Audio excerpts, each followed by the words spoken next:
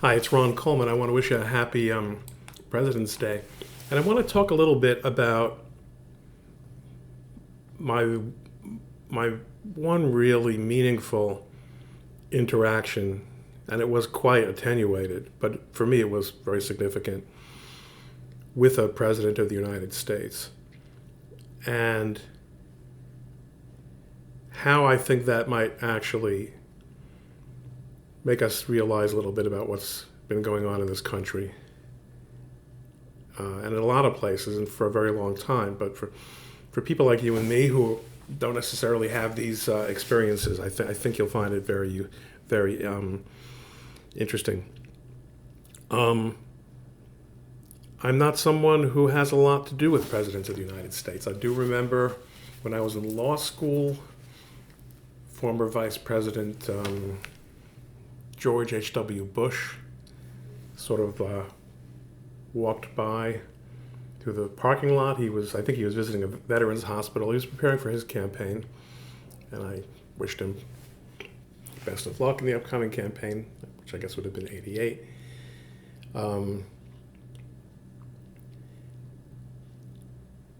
I never met or spoke to a president, and I still haven't. But the most significant moment for me in interacting with presidents was the social media summit in July of 2019, which was incredible. Here I was sitting at my desk. Did I say 2019? Is that what it was? Yeah, it was. Trump invites right-wing extremists to White House social media summit by Oliver Darcy. Really a nasty, nasty person. So I was one of those extremists. It was an incredible thing to be sitting at my desk and get an email inviting me to come to the White House. Those of you who followed me for a while know that I come from rather humble origins. My mother was an immigrant, she was an immigrant. She's an American citizen now. She lives in Florida. In fact, she celebrated her 80th birthday. She should live and be well last fall. Then she fell. I'm sorry. Like old ladies often will.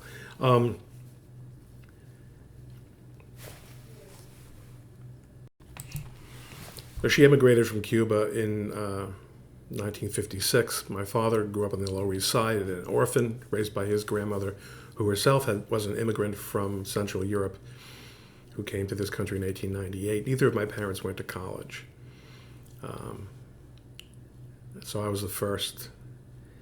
And my career and my life experiences have reflected those humble origins in ways that it took a very long time for me to appreciate what I wasn't getting about social caste in this country. I was very naive. Be that as it may, I was, besides having had the privilege of appearing before the United States Supreme Court a couple of years earlier, I was now being invited to the White House, which was very exciting. I remember taking Jane and I went to Washington a couple of days earlier to. She wasn't invited because she wasn't involved in social media. Still really isn't. But we decided to make a trip out of it nonetheless.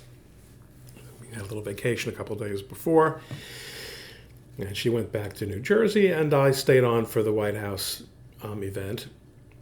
It was very hot summer day in Washington. Took a cab, sweating, uncomfortable, got dropped off at the White House. And here's where I want you to start paying attention. All that was all very interesting, human interest stuff. But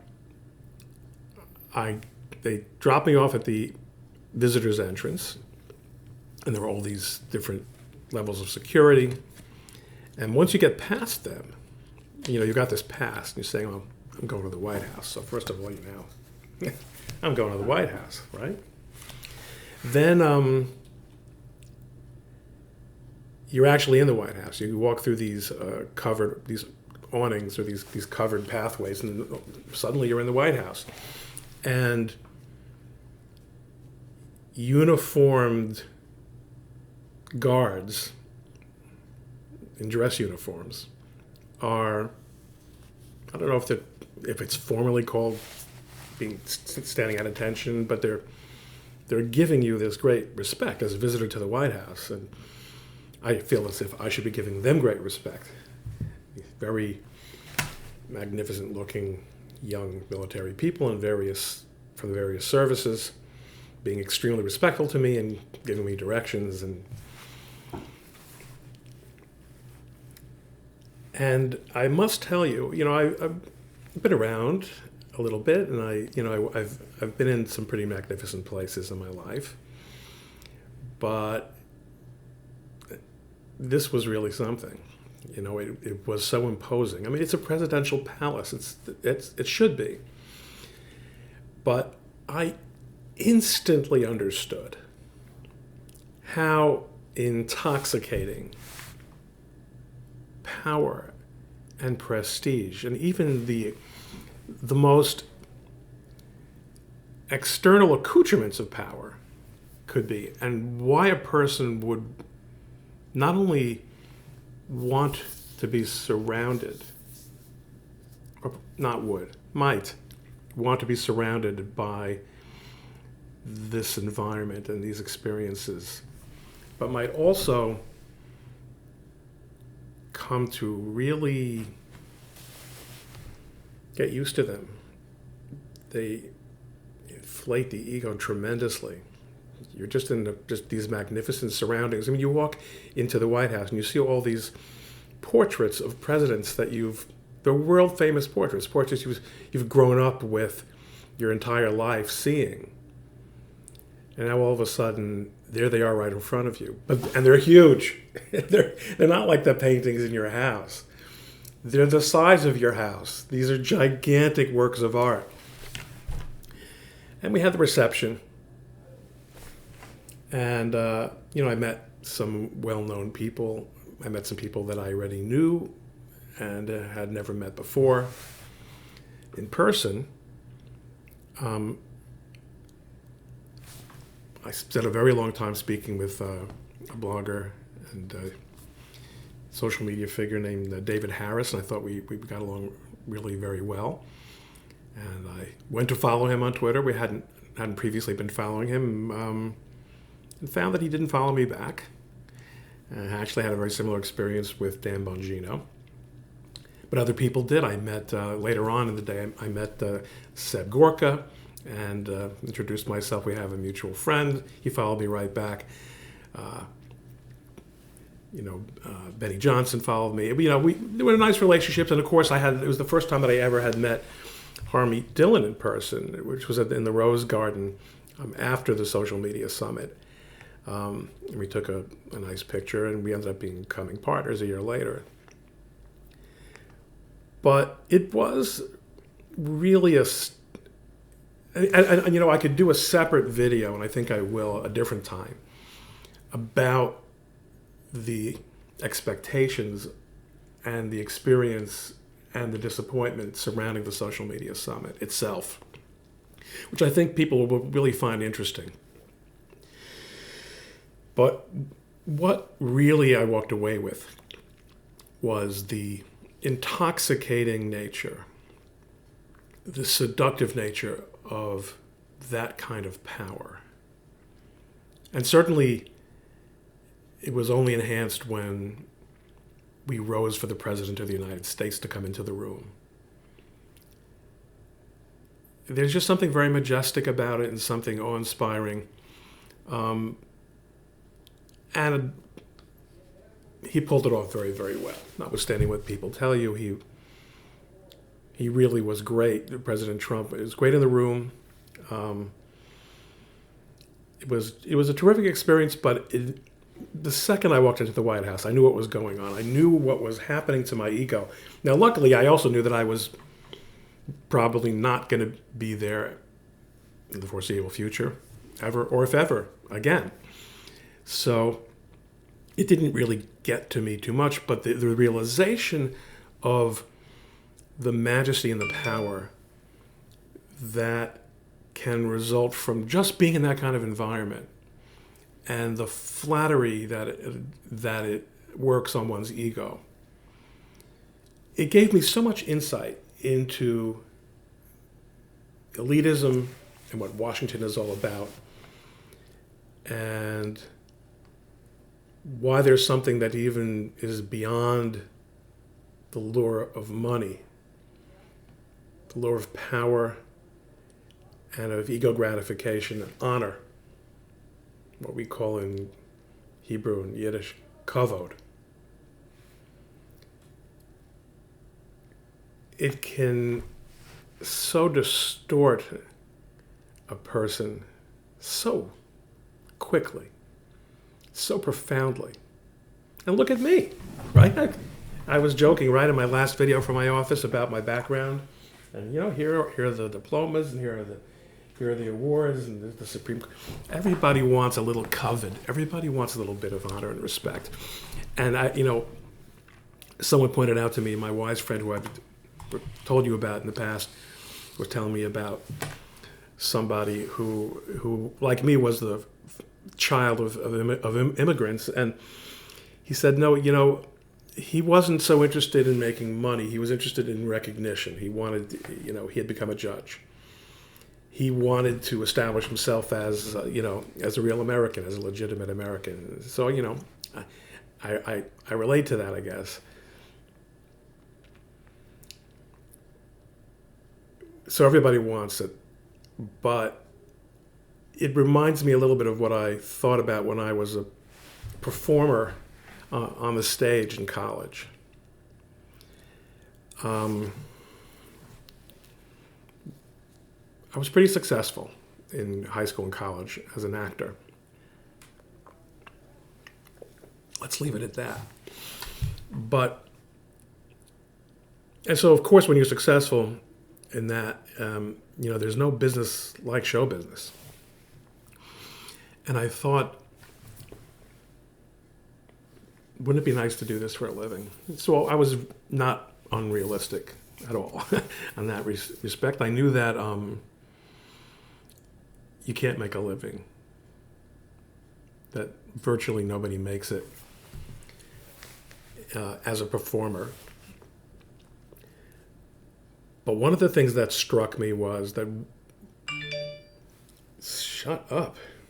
The phone makes so much noise. I'm sorry, I should put it on mute. One of the things that struck me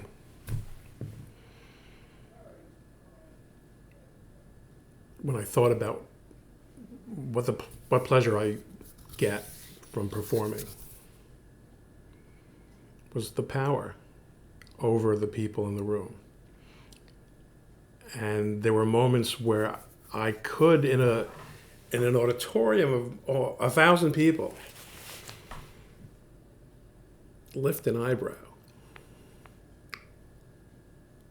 and make them all laugh. And I said, this is like a drug. This is like a drug. I feel like $1 million doing this. And then you look at the careers of so many people in show business, and almost nobody has sustained celebrity or status as a successful performer throughout their entire career. One of our alumni in the Princeton Triangle Club was the great James Stewart.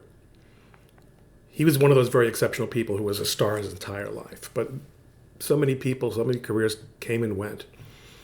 And I realized once you get used to this drug, let's say you're in a show and it has a run of a couple of years.